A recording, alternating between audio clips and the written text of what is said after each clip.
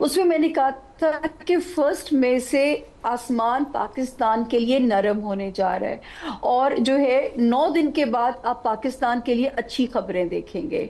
अच्छा, अब सिर्फ ये एक छोटा सा टाइम फ्रेम है जिसमें इंडिया कोई डिच करने की कोशिश ना करे। ये टाइम सिर्फ है 25 मई से शुरू होके 9 या 10 जून तक का ये टाइम है। उसके बाद मैं अल्लाह मियाँ मैं कहती हूँ कि देखिए, मुझे रब ने वो झलक दिखाई जब मैं कहती थी कि मेरा मुल्क लाडला होने जा रहा है। कभी आप नवाज शरीफ साहब को लाडला कहते हैं, कभी इमरान खान साहब को कहते हैं। असल में लाडला पाकिस्तान हो जाएगा सुपर पावर्स का, क्योंकि सुपर पावर्स को इस छोटे से खित्ता एक अहम हो जाएगा दुनिया के लिए जो है। तो अल्लाह पाक ने चाहा, इंशाल्लाह इंशाल्लाह अल्लाह यहूदियों के अज़ाइम नाकाम हो, जिन्होंने सपना देखा था कि 2025 में पाकिस्तान के टुकड़े करेंगे।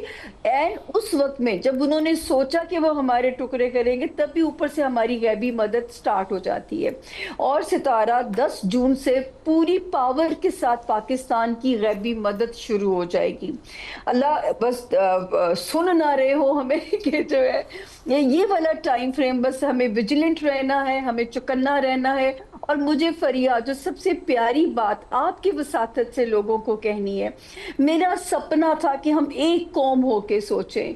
टीवी ऑन करते थे, कभी किसी जमात के झंडे, कभी किसी जमात के झंडे। मैं रब की इतनी शुक्रगुजार हूँ, टीवी ऑन करते हैं तो पाकिस्तान का झंडा नजर आता है, किसी की बात सुनते हैं तो पाकिस्तान की बात नजर आती है। और यही मैंने कहा था बहुत सारी पेशगोइयों में कि ये एक आखिरी साल है फरिया, वार्निंग, अगर हम एक कौम अब भी ना बने तो फिर कभी नहीं बन पाएंगे। तो बिल्कुल सही। मैं आप अल्लाह मैं कहती हूँ यहाँ पे रब के आगे सुरखरू है कि एक कौम बनने का सफर तो बिल्कुल ठीक है, और यही शुरू हुआ हम ये लोगों यकीनन का। बहुत बड़ी खबर है। पाकिस्तान में चेंजेस तो आए हैं।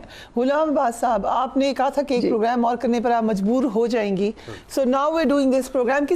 हमने सोचा नहीं था कि एकदम से पाकिस्तान साउथ एशिया में एक इम्पॉर्टेंट पोजीशन में आएगा, बट आगे आपके ख्याल से जी सस्टेन जी करना होगा।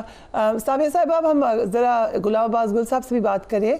सो ये बताइएगा कि आपको क्या लगता जी है जी कि इस वक्त पाकिस्तान इंडिया के मामलात ठीक होंगे या मज़ीद ख़राब होंगे? बिस्मिल्लाहिर्रहमानिर्रहीम। बहुत शुक्रिया फरिया। आपका प्रोग्राम वैसे भी बड़ी जगहों पे रिपोर्ट हो रहा है, बड़ी बड़ा जगह अच्छा। पे आप डरा रहे हैं नहीं, या बता रहे हैं? बता रहा हूँ, मतलब बाकायदा कहते हैं कि फरिया का प्रोग्राम जो है उसमें बड़ा एक मुस्तकिल मिजाजी से बात की जाती है और एक सॉलिड बात की अब जाती तो है। काफ़ी साल हो गए, हाँ हम उसको रीथिंक कर लेते हैं, रिविजिट भी कर लेते हैं। जी, असल में आपको पता है कि 1 जनवरी को जब मैंने आपके ही प्रोग्राम में प्रेडिक्शन की थी कि 16 मई तक जो है पाकिस्तान के हालात बहुत ख़राब रहेंगे और उसमें ऐसी ख़राबियाँ आएंगी, ऐसा प्रेशर आएगा, वहाँ पे मैं ये जंग का लफ्ज़ नहीं इस्तेमाल कर सकता था, क्योंकि ये जो है ये एक नेगेटिव पोज देता और वैसे ही परेशानियाँ जो हैं वो बहुत ज़्यादा थी। उसमें 2 ऑप्शन थे कि एक तो हुकूमत के ऊपर बड़ा प्रेशर आएगा, हो सकता है कि वो 16 मई से पहले चली जाए अगर उन्होंने सही फ़ैसले ना किए, और अगर उन्होंने सही फ़ैसले कर लिए और 16 मई का टाइम गुजार लिया और उसके बाद यही टीम पाकिस्तान के लिए 5 साल के लिए काम करेगी और यही आर्मी चीफ जो है, मेरी तो प्रेडिक्शन है कि 2030 तक तो मैं इसको देख रहा हूँ। उसके बाद देखते हैं अल्लाह पाक कितना इसको ज़िंदगी और सेहत और बेहतर कारकर्दगी के लिए पाकिस्तान की खिदमत ये कर सकते हैं।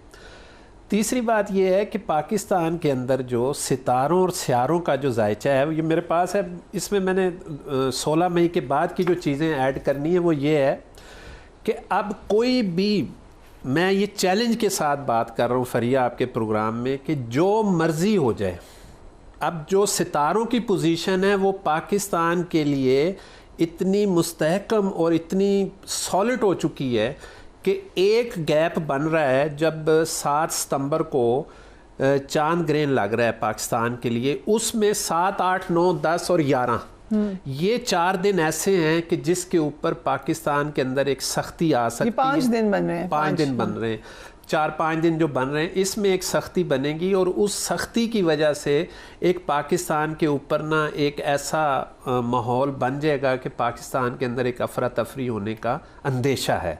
लेकिन मेरे अल्लाह के हुक्म के साथ साथ ये टाइम भी गुजर जाएगा और पाकिस्तान इस वक्त, मैंने आपके ही प्रोग्राम में कहा था कि फरिया जी ये जो साल है 2025 का, ये वो साल है जिसमें पाकिस्तान 70-75 साल के बाद दोबारा बोर्न हुआ है और ये वो वाला पाकिस्तान बनने जा रहा है और पैदा हुआ है जो आज तक दुनिया में नहीं था। और अब ये वो टेक ऑफ टाइम स्टार्ट हो गया और ये 19 साल तक पाकिस्तान को कोई बीट नहीं कर सकता। अल्लाह करे, अल्लाह करे। That's very good prediction. Samia साहिबा, मोदी जी के तो नहीं आपने कोई देखे सितारे या कोई उनके नहीं, बड़ी वर्किंग की। फर्स्ट ऑफ मेरे को एक शो जो मेरा हिट किया बिलाल कुतुब साहब के साथ था, मैंने उसमें कहा था कि मोदी साहब के जायचे पे मैं पूरा होमवर्क करके गई थी। तो मैंने 1 मई की प्रेडिक्शन ऑन एयर है फरिया जी, मैंने कहा था मोदी तो अपनी जाल में फंसने जा रहा है, ये कंट्रोवर्शियल होने जा रहा है, इसको अपने ही मुल्क के अंदर अंदरूनी हालात में बहुत सारी मुश्किलात का सामना आएगा और पाकिस्तान के लिए सबसे खुश आइन सिचुएशन है कि मोदी अपने ही ट्रैप में खुद ही फंसने जा रहा है। जो गड़ा हमारे लिए तैयार किया था उस गड़े में वो खुद गिरने जा रहे हैं। तो मोदी साहब के सितारे तो गर्दिश में आ चुके हैं फरिया जी। और वैसे भारत एज अ कंट्री आपको क्या लग रहा है, पाक भारत जंग के हवाले से देखिए, मैं ये बिल्कुल आपने अच्छा सवाल किया ये, क्योंकि 2 प्रेडिक्शन ऑलरेडी ये भी ऑन एयर हैं। इंडिया और अमेरिका में रिसेशन बहुत ज़्यादा एक्सपेक्टेड है क्योंकि जो न्यू वर्ल्ड ऑर्डर या न्यू वर्ल्ड अलायंसेस बनने हैं जिसमें ट्रांसफॉर्मेशन होनी है, जिसमें अब तो मुझे पहले क्लैरिटी नहीं थी, मैं कहती थी या रशिया या चाइना, तो मुझे बाय द टाइम क्लैरिटी होती जा रही है कि China will be the new super power आने वाले वक्त में जो है। तो इन 2 ममालिक में तो रिसेशन एक्सपेक्टेड है बिल्कुल। और इंडिया तो खुद अपने अंदरूनी हालात में फंसने जा रहा है। तो ये अल्लाह ताला के ऊपर ये इस मुल्क को रब दिया ही राखा ने, हमारे अपने को कर्म ऐसे नहीं है, रब दिया ही राखा ने। ये आप बिल्कुल ठीक कह रही हैं, हमने ऐसा कुछ नहीं किया, बट अल्लाह ताला ही बार बार हेल्प करते हैं। भारत में आप ही समझते हैं नरेंद्र जी की हुकूमत तब्दील हो जाए और शायद राहुल गांधी बन जाए प्राइम मिनिस्टर? देखें, 1 जनवरी को अगर हम फॉलो करें ना, उसमें मैंने कहा था कि जिन मुल्कों में 2024 में इलेक्शन होंगे ना वो प्रॉब्लम में आएंगे, कहा था आपने, और फिर मैंने ये कहा था कि 2025 में इंडिया की वो लाइनें ड्रॉ हो जाएंगी जिसमें इंडिया के 4 टुकड़े होंगे। ठीक है, वो लाइनें ड्रा होना शुरू हो गई हैं। अच्छा, इस पे हम एक डिटेल्ड एनालिसिस भी करें, ये जो आप बात करें जी, कितने डिवीजन हो सकते हैं उसमें। जो पहली लाइन ड्रा होने जा रही है वो सितंबर में पाकिस्तान इंडिया के अंदर जो है 2 बड़े टुकड़े अलग होने जा रहे हैं। एक खालिस्तान बनने जा रहा है, उसकी बकायदा आपको खुशखबरी मिलने जा रही है। ये सितारे मैं बता रहा हूँ, मेरा कोई सियासी वो नहीं है, क्योंकि जो लाइनें वहाँ सितारों के हिसाब से बन रही हैं, खालिस्तान और कश्मीर आपके हिस्से में आने आ रहा है। तीसरा टुकड़ा बनेगा 2026 में जाके, नवंबर में जाके, और वो ऊपर जो बंगाल का एरिया है उस एरिया में एक लाइन बनेगी, और तीसरी लाइन जो बनेगी वो आपके नीचे राजस्थान के साथ जो है गुजरात और राजस्थान का एरिया कुछ बनेगी। इस तरह पाकिस्तान इंडिया के, सॉरी बार बार पाकिस्तान का वो निकल जाता है, उसके इंडिया के जो हैं वो 4 टुकड़े होंगे। और इंडिया की इकॉनमी जो आप देखेंगे इंशाल्लाह 25 के आखिर तक बिल्कुल नीचे चली जाएगी और पाकिस्तान अपने पूरी हाई पे होगा और बहुत अच्छी कामयाबियों में के साथ वो होगा इंशाल्लाह। Okay, very very good. और मोदी का जो सवाल था, असल में मोदी सरकार जो है, ये मैंने 1 जनवरी को भी कहा था कि 2025 मोदी के लिए सख्त तरीन वो होगा। इसमें एक योग लग रही है जो उसके नाम से लग रही है, मतलब है कि मोदी के उस योग क्या होता है? योग जो है वो मुख्तलिफ योग्स होती हैं, जो मुख्तलिफ समझे क्राइटेरिया होते हैं ऐसे कि जो उस बंदे को डैमेज करते हैं।